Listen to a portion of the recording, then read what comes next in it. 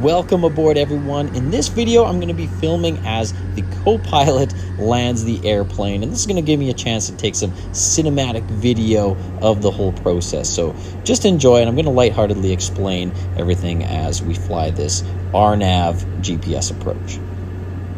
Now, our approach checklist is RATMO AGS. That's the acronym that I use to make sure that I've planned everything accordingly and correctly for that specific approach. You can see it's minus 19 degrees Celsius outside right now. Lots of snow. It's mid-November, so obviously it's cold being we're up here in Canada.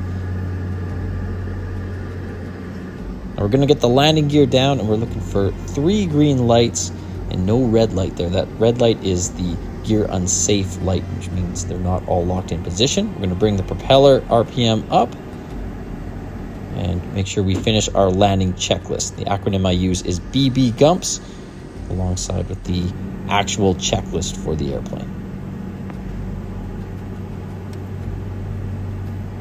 You can see straight ahead the runway there. We've got beautiful weather.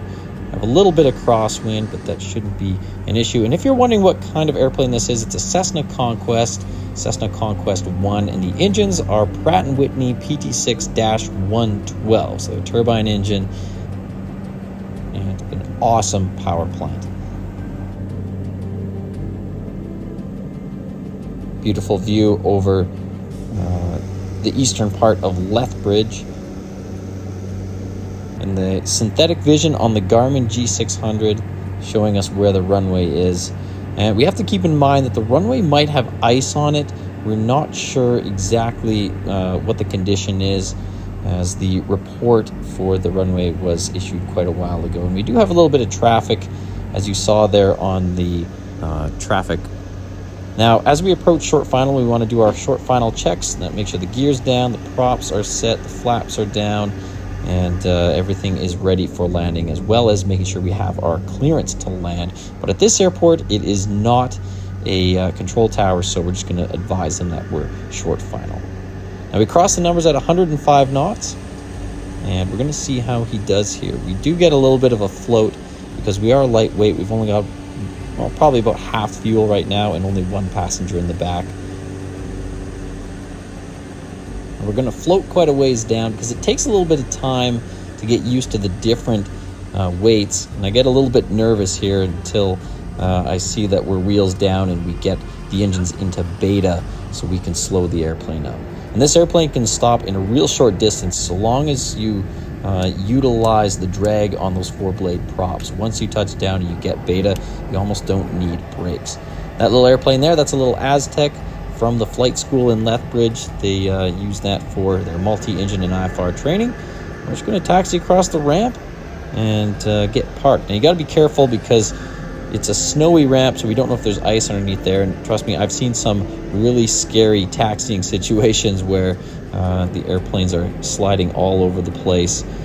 So you really got to use the engines to help steer you and just take things slow.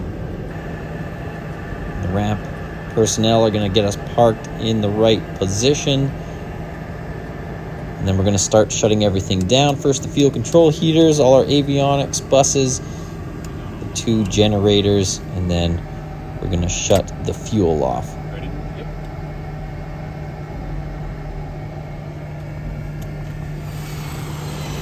And as the engines spool down, we're going to bring the propellers into feather.